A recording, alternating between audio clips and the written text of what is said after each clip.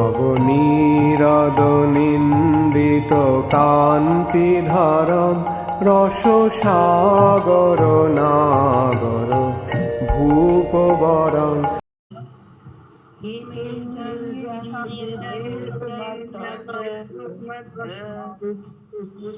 कुसुम आकार वायुना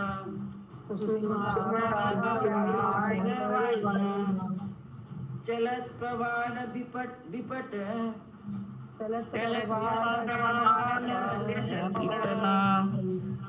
नलनी तट संपदे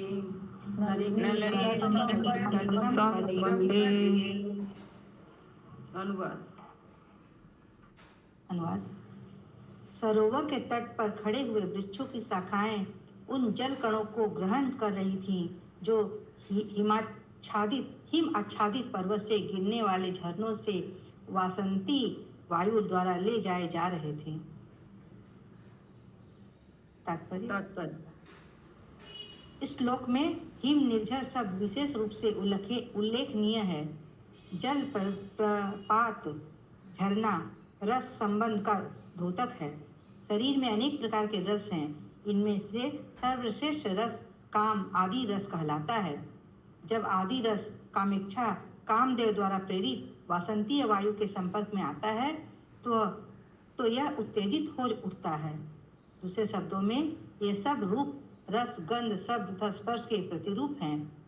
वायु स्पर्श है, प्रपात रस स्वाद है, वासंती वायु कुसुमाकर सुगंध है।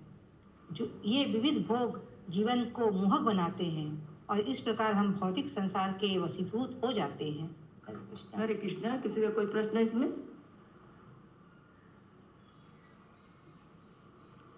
इसमें बता रहे तात्पर्य में ये कि जो ये झरना बता रहे हैं, इसको जो 5 तरह से हम लोग माने विषय को भूतते हैं, गंध रूप रस वायु और ध्वनि के अनुसार, उसी के बारे में यहाँ पे भौतिक संसार के जो हम लोग विषय 5 चीज से भूतते हैं ना, रस से स्वाद से, तो उसी को इसके बारे में यहाँ पे बता रहे हैं। ये पुरंजन को ही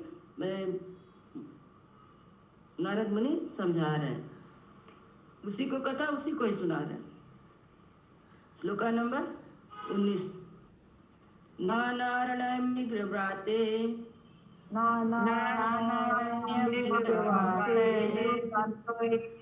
नाबादे मुनिव्रते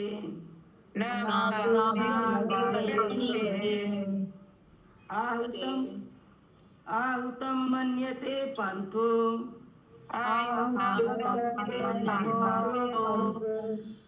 यत्र कोकिलकूजितेः। अनुवाद। ऊपर वाले तात्पर्य में जो 5 चीज है उसमें स्पर्श है, स्वाद होना चाहिए था ना? क्या चीज कहाँ पे? रस है ना, स्वाद। रस तो स्वाद। प्रपात जो झरना है उसको रस बताया गया है। नहीं स्पर्श तो नहीं आता इसमें 5 ना? हाँ स्पर्श आता है। नहीं आता।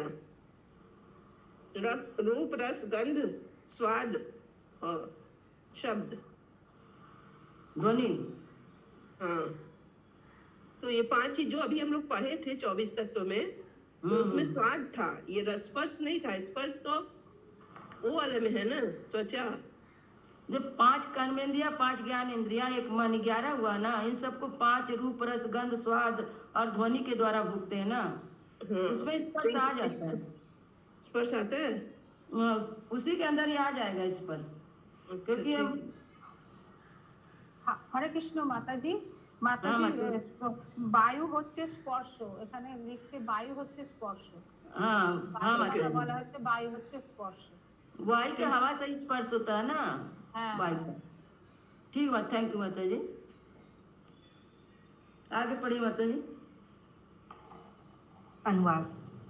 ऐसे वातावरण में वन के पशु भी मुनियों के समान ही अहिंसक एवं ईर्ष्याहीन हो गए थे। अतः वे किसी पर आक्रमण नहीं करते थे। यही नहीं, सर्वत्र कोयलें गूंज रही थीं। उस रास्ते से निकलने वाले किसी भी पथिक को मानो उस सुंदर उद्यान में विश्राम करने का निमंत्रण दिया जा रहा हो। तात्पर्य पढ़िए माता जी।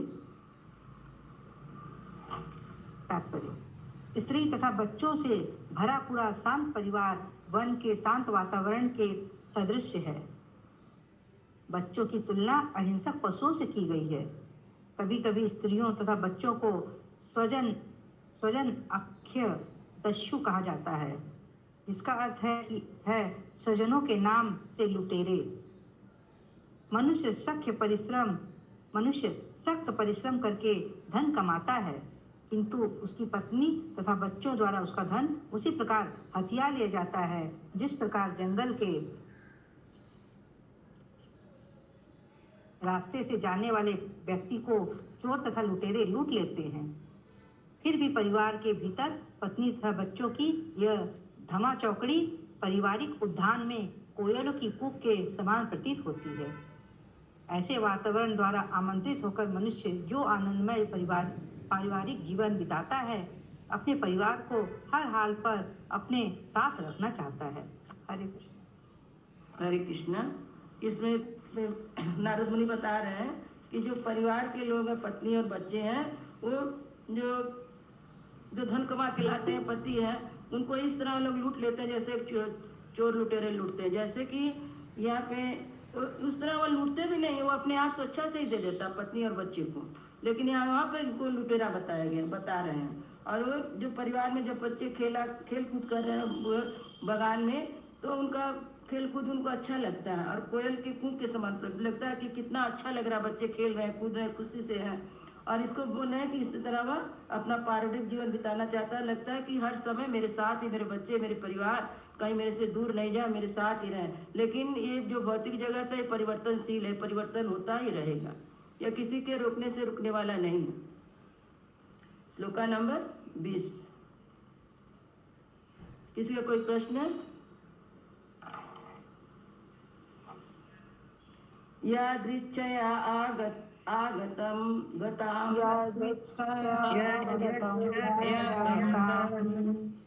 तत्र दर्शता प्रमोदत माम्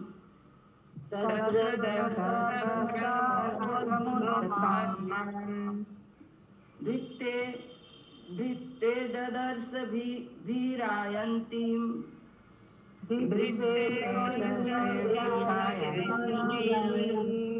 एक सतनायके।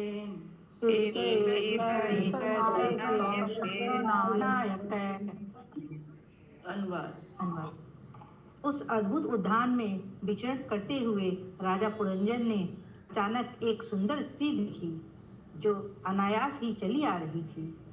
उसके साथ 10 नौकर थे और प्रत्येक नौकर के साथ सैकड़ों पत्नियां थी। इसमें राजा पुरंजन ने एक उस उद्यान में बगान में देखा कि एक स्त्री चली आ रही है, उसके साथ 10 नौकर थे। 10 नौकर कौन थे? हमारे 5 ज्ञान इंद्रिया और 5 कर्म इंद्रिया, वो 10 नौकर थे। और उसके साथ एक मन भी रहता था, 11, यहाँ आगे आएगा मन का भी।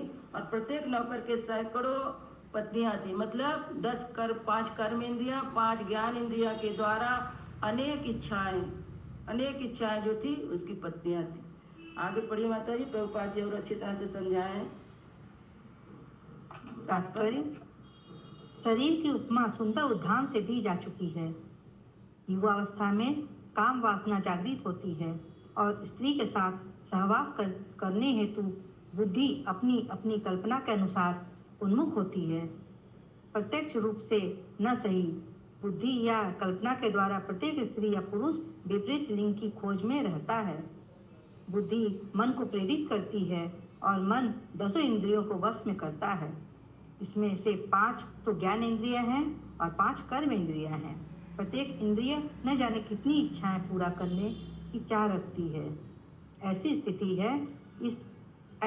है इस शरीर की तथा शरीर के स्वामी पुरंजन की, जो शरीर के भीतर बसा है।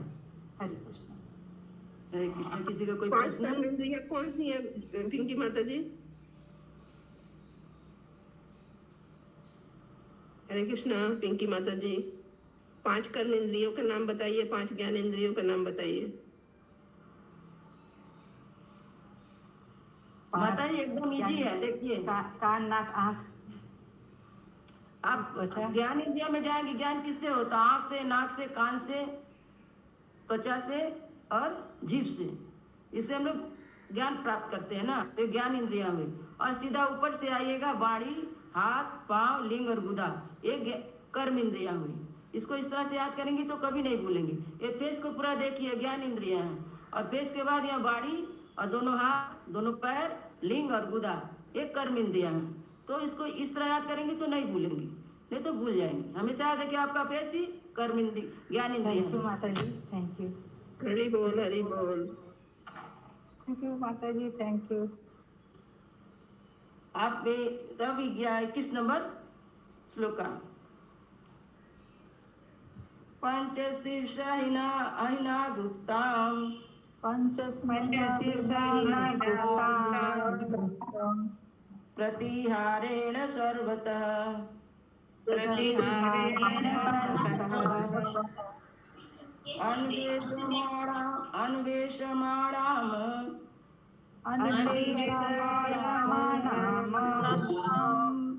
ऋषभात् अपौणां कामरूपिणीम्।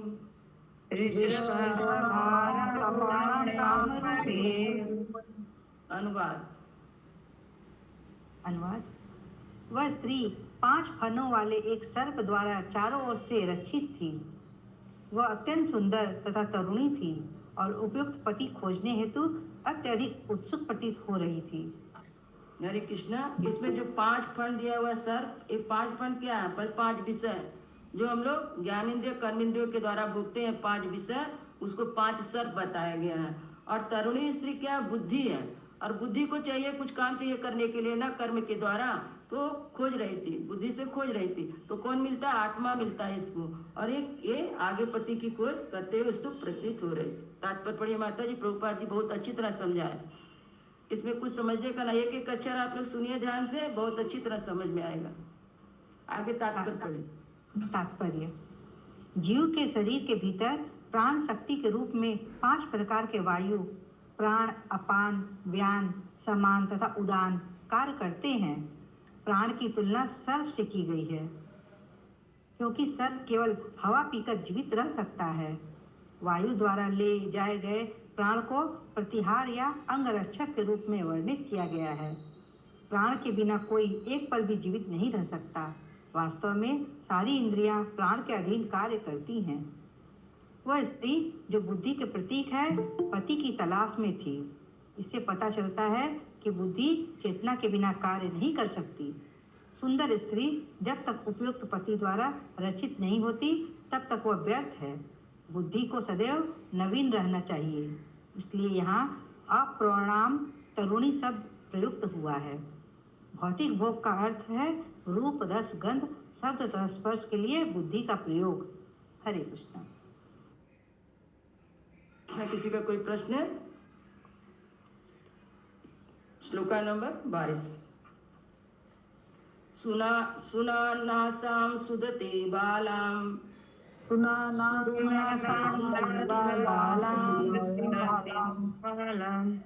सुकपोलांबराननाम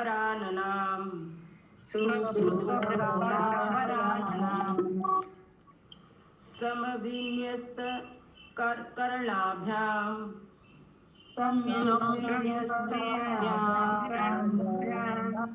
विभ्रंतिं कुंडलस्यम्।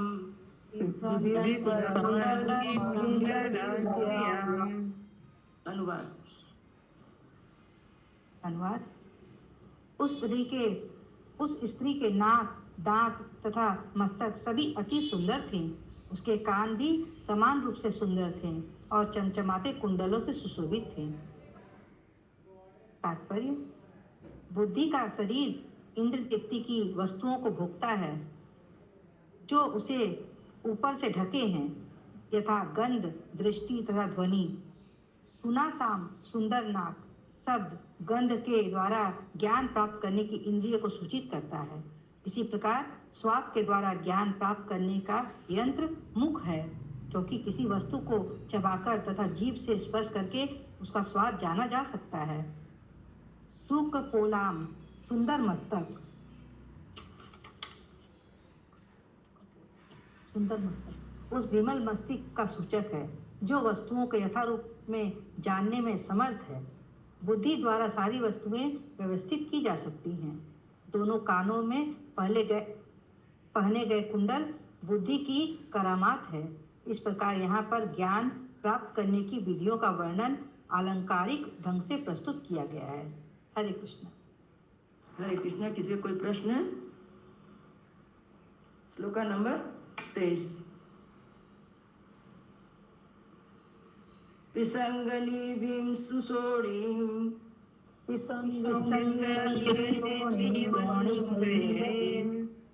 श्यामां कनकमेखलां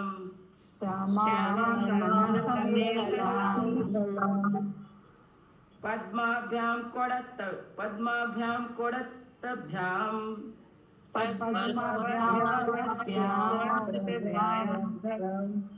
चलन्ते नूपुरे हि देवतामिव।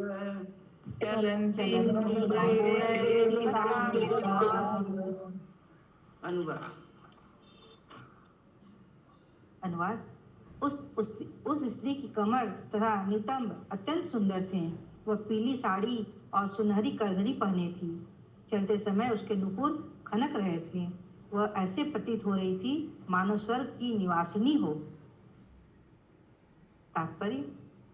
इस श्लोक में उन्नत नितंबों तथा उजरों वाली स्त्री को जो आकर्षण साड़ी पहने हो तथा आभूषणों से सजी हो देखकर मन में जो आह्लाद उत्पन्न होता है उसी को व्यक्त किया गया है। हरे कृष्ण। श्लोका नंबर 24। स्तनो व्यंजित किशोरौ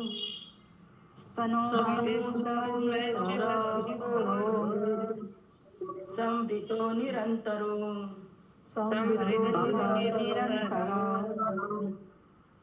वस्त्रान्ततेन निगृह्णन्तीं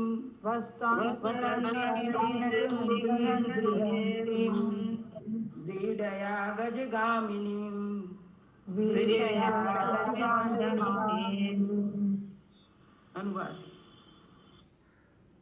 अनुवाद।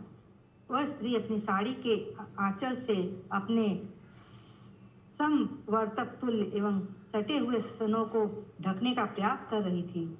वह हाथी के समान चलती हुई लज्जावश अपने स्तनों को बार बार ढकने का प्रयास कर रही थी। तात्पर्य। दोनों स्तन राग तथा द्वेष के प्रतीक हैं। श्रीमद् भगवद गीता 3.34 में राग तथा द्वेष के लक्षणों का वर्णन हुआ है। इंद्रियस्यार्थे रागद्वेषो व्यवस्थितौ तयोर्न वशमागच्छतो हास्य परिपन्थिनो। देहधारी जीवों द्वारा इंद्रिय पदार्थों के प्रति आकर्षण तथा विकर्षण का अनुभव होता है, किंतु मनुष्य को इंद्रियों तथा इंद्रिय पदार्थों विषयों के वशीभूत नहीं होना चाहिए, क्योंकि ये आत्म साक्षात्कार के मार्ग में अवरोधक है। राग तथा द्वेष के ये प्रतिनिधि आध्यात्मिक जीवन में प्रगति के लिए सर्वथा प्रतिकूल हैं। मनुष्य को स्त्री के स्तनों के प्रति आकृष्ट नहीं होना चाहिए। महान संत शंकराचार्य ने स्त्री के स्तनों को रक्त तथा पेशियों का समुच्चय मात्र माना है। अतः अग्रभाग के साथ के उन्नत स्तनों की मोहक शक्ति से आकृष्ट नहीं होना चाहिए। ये माया के दूत हैं जो पुरुष को शिकार बनाते हैं। क्योंकि स्तन समान रूप से आकर्षण होते हैं, अतः उन्हें संवृत्तो कहा गया है। काम उत्तेजना वृद्ध पुरुष के भी मन में मृत्यु पर्यंत रहती है। इस उत्तेजना से मुक्ति पाने हेतु यामुनाचार्य के समान अति उच्च आध्यात्मिक चेतना होनी आवश्यक है। उन्होंने कहा है, यदवधि मम चेतः कृष्ण पदारविंदे नवनवरस धामन्युतंतरन्तु मासिता तदवधि बत नारी संगमे स्मरणे माणे भवति मुखार भवति मुख विकार सुष्ठु निष्ठावान च। चूंकि मैं श्री कृष्ण की दिव्य प्रेममयी सेवा में निरंतर मग्न रहता हूँ, जिससे मुझे नित नूतन आनंद प्राप्त होता है। अतः जब भी मैं काम विषय के आनंद के विषय में सोचता हूँ, तो इस विचार पर मैं थू थू करता हूँ और मेरे होंठ बुरे स्वाद से अकड़ जाते हैं। जो आध्यात्मिक रूप से आगे बढ़ा है, वह मांस तथा रुधिर के लोथड़ों से जो युवा नारी के स्तन स्वरूप है, आकृष्ट नहीं होता। निरंतरव शब्द भी महत्वपूर्ण है, क्योंकि यद्यपि स्तन अलग अलग स्थान पर स्थित रहते हैं, किंतु वे एक सा प्रभाव दिखाते हैं। हमें राग तथा द्वेष में कोई अंतर नहीं मानना चाहिए। जैसा कि श्रीमद् भगवद गीता 3.37 में कहा गया है, ये दोनों रजोगुण से उत्पन्न है। काम एष क्रोध एष रजोगुण समुद्भव। निगृहन्ति ढकने का प्रयत्न करती हुई शब्द सूचित करता है कि भले ही कोई काम क्रोध लोभ आदि से रंजित क्यों न हो, किंतु कृष्णमयी चेतना से ये सारे परिवर्तित किए जा सकते हैं। दूसरे शब्दों में काम विषय का उपयोग श्री कृष्ण की सेवा के लिए किया जा सकता है। काम से प्रेरित सामान्य कर्मी दिन रात श्रम करता है। इसी प्रकार भक्त भी भगवान श्री कृष्ण को प्रसन्न करने हेतु अहर्निश काम कर सकता है। जिस प्रकार कर्मी काम क्रोध की तुष्टि के लिए कठिन श्रम करते हैं, भक्तों को चाहिए कि भगवान श्री कृष्ण को प्रसन्न करने हेतु उसी प्रकार कार्य करें। इसी प्रकार क्रोध का उपयोग भी भगवान श्री कृष्ण की सेवा में किया जा सकता है। उसका उपयोग अभक्त असुरों पर किया जाता है। हनुमान जी ने अपने क्रोध का ऐसा ही उपयोग किया। वे भगवान श्री रामचंद्र के महान भक्त थे। उन्होंने अभक्त असुर रावण के राज्य में अग्नि लगाकर अपने क्रोध का सदुपयोग किया। इस प्रकार काम का उपयोग भगवान श्री कृष्ण को प्रसन्न करने और क्रोध का उपयोग असुरों को दंड देने हेतु किया जा सकता है। जब इन दोनों का उपयोग भगवान श्री कृष्ण की सेवा में किया जाता है, तो इसकी भौतिक महत्ता जाती रहती है और इन्हें आध्यात्मिक महत्व प्राप्त हो जाता है। हरे कृष्णा। हरे कृष्णा। किसी का कोई प्रश्न है? आज का अंतिम श्लोक है जो यहाँ पे बताए कि जो काम क्रोध लोभ सब भगवान की सेवा में लगा देने से मतलब आध्यात्मिक हम लोग का उन्नति हो जाएगा। वो खत्म नहीं होता है, उसको बदलना पड़ता है। श्लोका नंबर 25। तमाललितं वीरः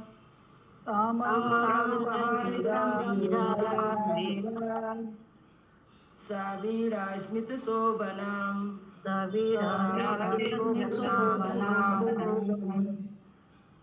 स्निग्धेन अपाङ्गपुङ्खेन स्पष्टं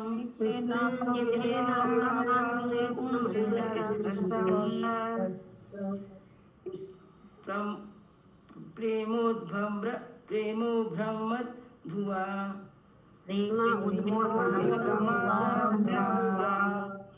अनुवाद। वीर पुरंजक उस सुंदर रमणी की भौहों तथा मुख की मुस्कान से अत्यधिक आकृष्ट हुआ और उसके काम वासना रूपी तीरों से तुरंत बीत गया। जब वो लजाती हुई हंसी तो पुरंजक को और भी सुंदर लगी। अतः वीर होते हुए भी वह उसको संबोधित करने से अपने आप को रोक न सका। तात्पर्य: प्रत्येक जीव दो तरह से वीर होता है। जब वह माया का शिकार होता है तो वह भौतिक जगत में महान वीर की तरह महान नेता, राजनीतिज्ञ, व्यापारी, उद्योगपति इत्यादि की तरह कार्य करता है और उसके वीरतापूर्ण कार्यों से सभ्यता की भौतिक प्रगति होती है। मनुष्य इंद्रियों का स्वामी, गोस्वामी के रूप में भी वीर बन सकता है। भौतिक कार्यकलाप तो झूठे वीरतापूर्ण कार्य है, जबकि भौतिक विषयों से इंद्रियों को मोड़ना महान वीरता है। कोई भौतिक जगत में कितना ही बड़ा वीर क्यों न हो, वह स्त्रियों के मांस एवं रक्त के पिंड रूपी स्तनों से तुरंत पराजित हो सकता है।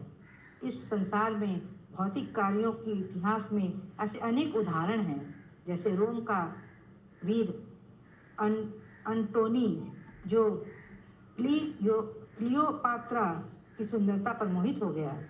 इसी प्रकार महाराष्ट्र की राजनीति में भारतीय वीर बाजीराव एक स्त्री का शिकार होकर पराजित हो गया। इतिहास से हमें पता चलता है कि पहले के राजनीतिज्ञ सुंदरियों का उपयोग प्रतिष्ठित विष कन्या के रूप में किया करते थे। इस सुंदरियों के शरीर में जीवन के प्रारंभ से विष का टीका लगाया जाता था, जिससे वे यथा समय विष के प्रभाव से प्रतिष्ठित हो जाती थी और विष से सुरक्षित तथा स्वयं इतनी विषैली हो जाती थी कि यदि वे किसी पुरुष का चुंबन कर ले तो मर जाए। इन विष कन्याओं का उपयोग शत्रु को चुंबन मात्र से मारने हेतु किया जाता था। इस प्रकार मानव इतिहास में ऐसे अनेक उदाहरण मिलते हैं जब वीरों को स्त्रियों के द्वारा ही ध्वस्त कर दिया गया। भगवान श्री कृष्ण का अंश होने से जीव निश्चय ही महान वीर होता है, किंतु अपनी इस एक दुर्बलता के कारण वह भौतिक शरीर के प्रति आकृष्ट होता जाता है। कृष्ण बहिर्मुखम होइया भोगवांछा करे निकटस्थ माया तारे झापटिया धरे। प्रेम विवर्तक में कहा गया है कि जब जीवात्मा भौतिक प्रकृति को भोगना चाहता है तो माया उस पर तुरंत झपट्टा मारती है। जीवात्मा को जबरदस्ती इस भौतिक जगत में नहीं भेजा जाता, वह सुंदर स्त्री के आकर्षण के कारण स्वेच्छा से आता है। प्रत्येक जीव को छूट है कि वह भौतिक प्रकृति द्वारा आकृष्ट हो या फिर वीर की तरह आकर्षण का विरोध करे। यह केवल जीव द्वारा आकर्षित होने या न होने का प्रश्न है। माया के संपर्क में जबरदस्ती आने का प्रश्न ही नहीं उठता। जो भौतिक प्रकृति के आकर्षण का प्रतिरोध करके स्थिर बना रहता है वह वास्तव में वीर है और गोस्वामी कहलाने का पात्र है। इंद्रियों का स्वामी बने बिना कोई गोस्वामी नहीं हो सकता। जीव